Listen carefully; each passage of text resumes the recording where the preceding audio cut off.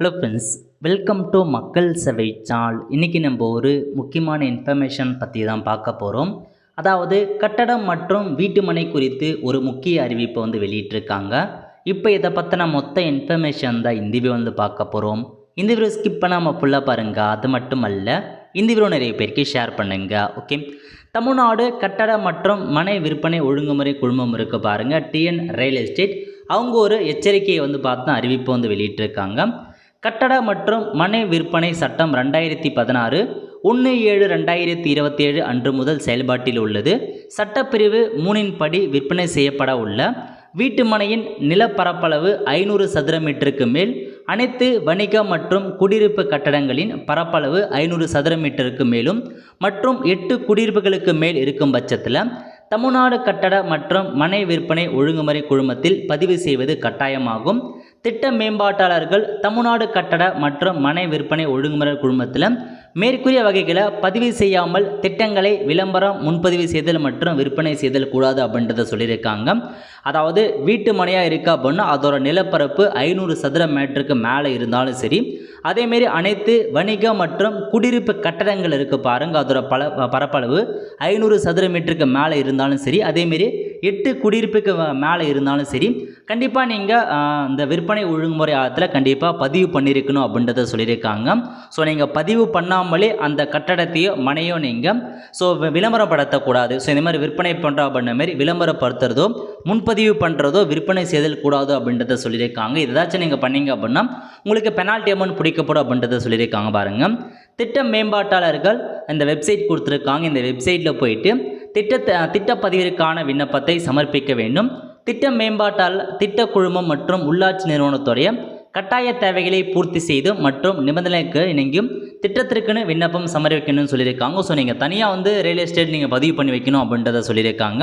சட்டப்பிரிவு 3 வழிமுறைகளை மீறுதல், இக்குழுமத்தில் பதிவு செய்யாமல் விளம்பரம் செய்தல் மற்றும் வீட்டுமனை அல்லது குடியிருப்புகளை விற்பனை செய்தல் போன்ற குற்றங்களுக்கு சட்டப்பிரிவு 59 படி தண்டனைக்கு ஆளாக நேரிடும்.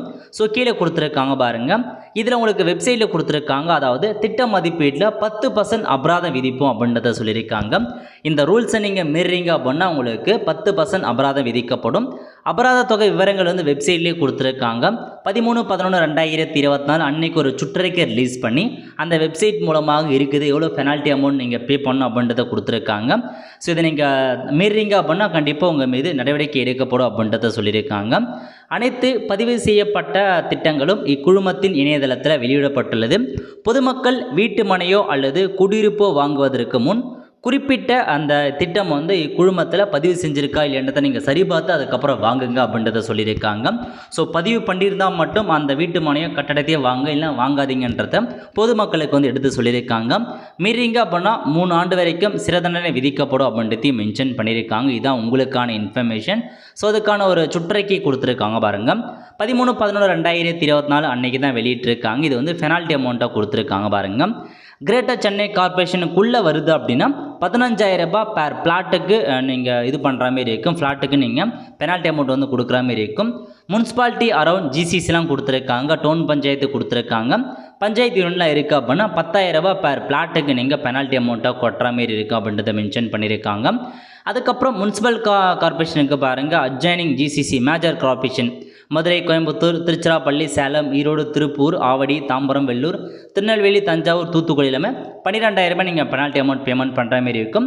மீதி இருக்க கார்பரேஷனில் 10,000 ரூபாய் நீங்கள் பேமெண்ட் பண்ணுற மாதிரி இருக்கும். Other municipality, town panchayat, village பஞ்சாயத்துக்கு தனித்தனியாக 6,000 ரூபாய், 4,000, 3,000 மாரி பெனால்ட்டி அமௌண்ட் கொடுத்துருக்காங்க. ஸோ இதாங்க உங்களுக்கான இன்ஃபர்மேஷன்.